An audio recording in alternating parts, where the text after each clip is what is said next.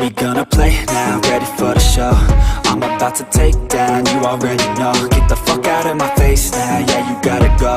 Man, I'm on the chase. I'm going to show you how to make your Facebook account completely private in 2020, and this works on Android and iOS as well. Now before I show you how you can do this, make sure you go ahead and leave a like on this video if this helps you out. I would appreciate that a lot. That would help the channel out so much, so I would appreciate that. Anyway, let's jump into how you can make your Facebook account private. So you want to open Facebook and you want to click on the three horizontal lines at the top right corner. Now this could also be at the bottom right, but click on the three horizontal lines, which then takes you to this page. Now once you're here, you want to scroll down and you want to find settings and privacy, okay? I already clicked on it, but you want to click on settings and privacy, and then you want to click on privacy shortcuts. Then right there, you have to click on review a few important privacy settings. Right there, you'll see 4 different sections. Now we're going to start off with the one that's called who can see what you share. So click on one of them, click on continue, and then right there, you can actually turn all of this private, right? Public, and then click on only me. There you go. So birthdays public, let's do only me. Birth year, only me. Hometown.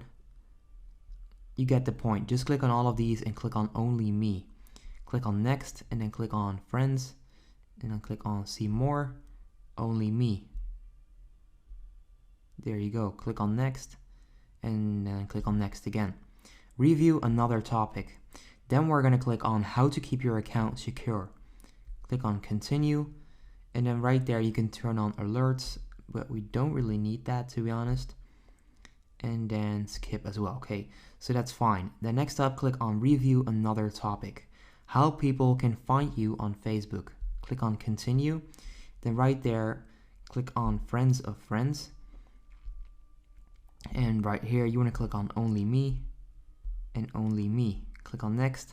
Click on review another topic. Then you want to click on your data settings on Facebook. Click on continue. Then you can remove these if you want to. And then click on review another topic. Okay, that's it for this specific setting. Now next up, you want to go back and you want to click on see more privacy settings. Now once you're here, you want to scroll down to your activity, and then you can click on who can see your future posts, only me, limit who can see past posts.